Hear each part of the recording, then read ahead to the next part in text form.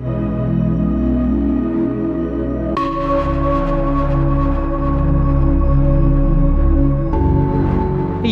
क्या है? सामान्य भाव में योग का अर्थ है जुड़ना, यानी दो तत्वों का मिलन योग कहलाता है।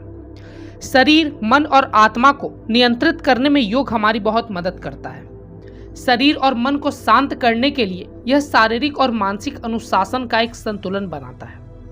यह तनाव और चिंता का प्रबंधन करने में सहायता करता है और आपको आराम से रहने में मदद करता है। योग की शुरुआत कब और कैसे हुई, आइए इसके इतिहास को जानते हैं। योग की परंपरा अत्यंत प्राचीन है और इसकी उत्पत्ति हजारों वर्ष पहले हुई थी। ऐसा माना जाता है कि जब से सभ्यता शुरू हुई तभी से योग किया जा रहा है।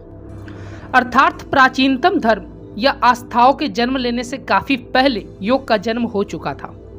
योग विद्या में शिव को आदि योगी तथा आदि गुरु माना जाता है। कई हजार वर्ष पहले हिमालय में कांति सरोवर झील के तटों पर आदि योग ने अपने प्रबुद्ध ज्ञान को अपने प्रसिद्ध सप्त ऋषियों को प्रदान किया था। सप्त ऋषियों ने योग के इस ताकतवर विज्ञान को एशिया, मध्य पूर्व, उत्तरी अफ्रीका एवं दक्षिण अफ्रीका सहित विश्व के भिन्न भिन्न भागों में पहुंचाया। भारत में ही सबसे पूर्ण अभिव्यक्ति प्राप्त की अगस्त्य नामक सप्त ऋषि, जिन्होंने पूरे भारतीय उपमहाद्वीप का दौरा किया। अगस्त्य ने यौगिक तरीके से जीवन जीने के इर्द गिर्द इस संस्कृति को गढ़ा।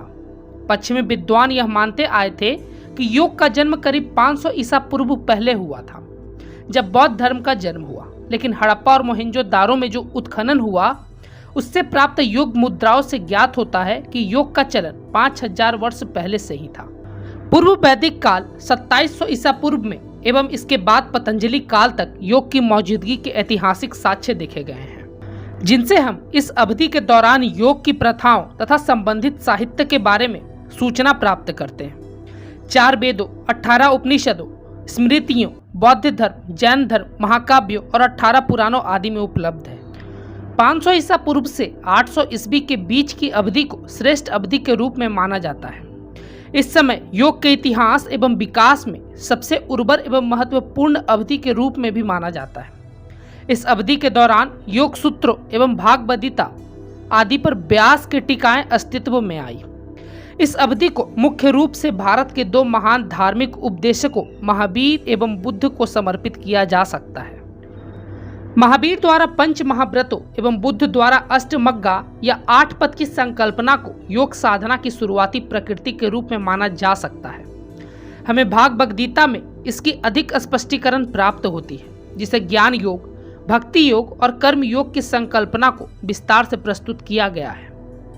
3 प्रकार के ये योग आज भी मानव की बुद्धिमत्ता के सर्वोच्च उदाहरण तथा आज भी गीता में प्रदर्शित विधियों का अनुसरण करके लोगों को शांति मिलती है।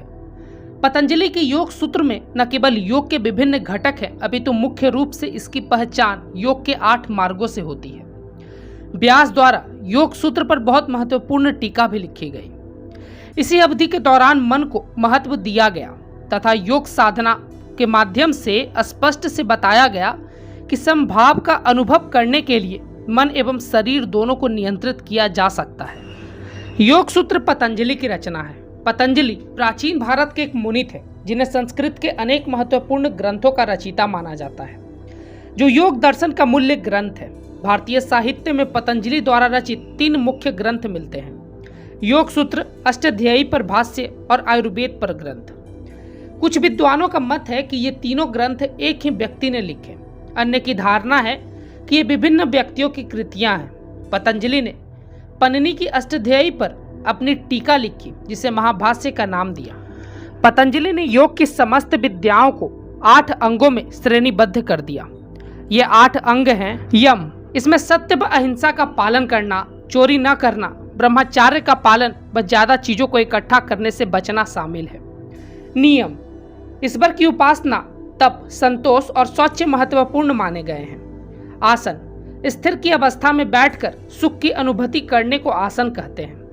प्राणायाम, सांस की गति को धीरे धीरे बस में करना प्राणायाम कहलाता है। प्रत्याहार, इंद्रियों को बाहरी विषयों से हटाकर आंतरिक विषयों में लगाने को प्रत्याहार कहते हैं। धारणा, संसार की हर वस्तु को समान समझना धारणा कहलाता है। ध्यान, मन की एकाग्रता, समाधि, इस दौरान न व्यक्ति देखता है, न सूंघता है, न सुनता है, न वह स्पर्श करता है।